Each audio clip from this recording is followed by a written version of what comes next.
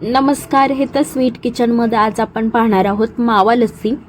खूप सोपी रेसिपी आहे, अगदी घरच्या साहित्यामध्ये होते आणि उन्हाळ्यामध्ये थंड पेय आता बाहेरून आणायची गरज नाही, तर आपण घरच्या घरी हे बनवू शकतो इझिली। चला तर आपण आता टाइम वेस्ट न करता रेसिपी स्टार्ट करूया। मावा लस्सी बनवण्यासाठी ते मी साहित्य बघा, 2 कप दही घेतलेला आहे, यानंतर अर्धा वाटी साखर घेतलेली आहे आणि हा मावा आहे तर मी 2 टेबलस्पून मावा घेतलेला आहे। तुम्ही अर्धा कप सुद्धा घेऊ शकता। इथे मी ड्रायफ्रुट्स घेतलेले आहेत, त्यामध्ये काजू, पिस्ता आणि इलायचीचे 2 तुकडे घेतलेले आहेत। तर सगळ्यात पहिला आपल्याला हा मावा थोडासा गरम करून घ्यायचा आहे। तर यासाठी मी इकडे कढई ठेवलेली आहे गरम व्हायला आणि त्यामध्ये मावा घातलेला आहे।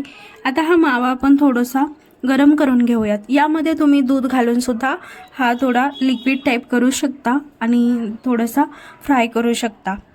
तर इथे जास्त तो फ्राय करायचा नाही आहे, अगदी 2 मिनटं फ्राय केला तरी चालतं। तर इथे बघा, आता एक मिक्सर जार घेतलेला आहे आणि त्यामध्ये हे सगळं दही घालायचं आहे। त्या दही सगळं काढून घ्यायचं आहे चम्मचनी, कारण अर्धं दही त्या भांड्याला राहिलं तर मग ते वेस्ट जातं। आणि आता यामध्ये घालायचं आहे आपल्याला साखर। साखर तुम्ही इथे दही किती आंबट आहे त्यावरती डिपेंड करतं, कमी जास्त करू शकता। आता यामध्ये साखर घातल्यानंतर मावा घालायचा आहे आणि मग मावा घातल्याच्या नंतर तुम्हाला यामध्ये ड्रायफ्रूट्स घालायचे आहेत। तर ड्रायफ्रूट्स तुम्ही क्रश करून घालू शकता किंवा त्याची पेस्ट बनवून सुद्धा घालू शकता। तर मावा तुम्हाला जर जास्त हवा असेल तर मावासुद्धा तुम्ही जास्त घेऊ शकता यामध्ये। तर आता यामध्ये घालायचे आहेत आपल्याला इलायची। तर इलायची सोलून त्याची पावडर बनवून सुद्धा घालू शकता किंवा तुम्ही असंही त्यामध्ये घालू शकता। तर इथे मी आता इलायची घातलेली आहे। तर हे सगळं आता आपल्याला मिक्सरला ग्राइंड करून घ्यायचं आहे। त्यासाठी मी इथे मिक्सरच्या वाटीचं झाकण लावलेलं आहे आणि आता हे बघा, आपलं ग्राइंड करून झालेलं आहे। बघा किती घट्ट आणि ठीक असं लस्सी तयार झालेलं आहे। तर असं कन्सिस्टन्सी अशी पाहिजे आहे।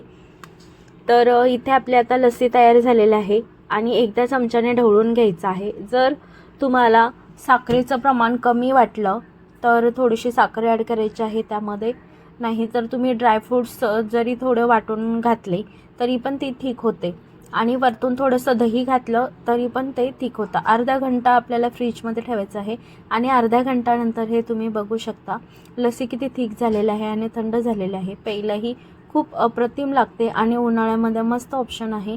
मावा लस्सी अगदी आपण घरच्या घरी बनवू शकतो। खूप सोपी रेसिपी आहे, एकदा नक्की ट्राय करा। आणि इथे बघा, आपण सर्व करतोय मावा लस्सी। 2 ग्लास घेतलेले आहेत, यामध्ये मी ही लस्सी ओतून काढत आहे। आणि आता ही लस्सी सर्व केल्याच्या नंतर तुम्हाला यामध्ये गार्निशिंग करायचं आहे। तर गार्निशिंगसाठी आपण इकडे घेतलेले आहे व्हॅनिला आईस्क्रीम।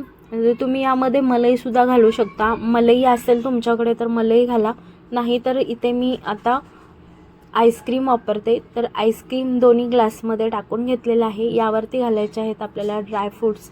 तर यामध्ये पिस्ता आणि बदामचे काप घेतलेले आहेत, ते घालायचं आहे। आणि आता ही लस्सी आपली पिण्यासाठी तयार आहे। तर कशी वाटली तुम्हाला रेसिपी नक्की कमेंट करून कळवा। चॅनलवरती नवीन असेल तर सबस्क्राईब करा, सोबतच बेल आयकॉनवरती क्लिक करा, कारण येणाऱ्या नवीन व्हिडिओची सगळ्यात पहिली नोटिफिकेशन तुम्हाला भेटेल आणि तुम्ही एकही व्हिडिओ मिस करणार नाही। तर पुन्हा भेटूयात अशाच थंडगार आणि मजेदार रेसिपीसोबत नेक्स्ट व्हिडिओमध्ये। तोपर्यंत व्हिडिओ पाहिल्याबद्दल धन्यवाद। Thank you for watching.